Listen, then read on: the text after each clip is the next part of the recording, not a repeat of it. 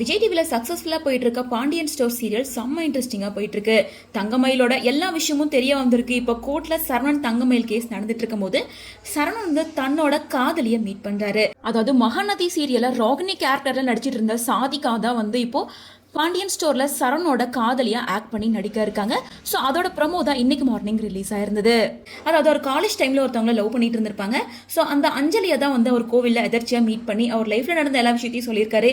அதே நேரம் அஞ்சலி எவ்வளவு கஷ்டப்பட்டாங்க, இன்னும் அவங்க மனசுல சரவணன் மட்டும்தான் இருக்காரு அப்படின்றதையுமே ரிவீல் பண்ணிடுறாங்க. இதை கேட்டா சரவணனுக்கு ரொம்ப சந்தோஷமாயிடுது.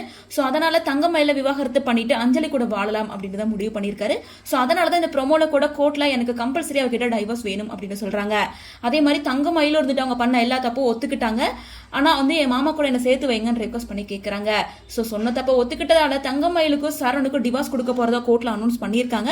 ஸோ அதுக்கப்புறமா தான் வந்து தங்கமயில் ரொம்ப மனசு உடைஞ்சு போயிடுறாங்க. அதுக்கப்புறமா சரண் அஞ்சலி இவங்க ரெண்டு பேத்துக்குமே என்கேஜ்மெண்ட் ஆகும்.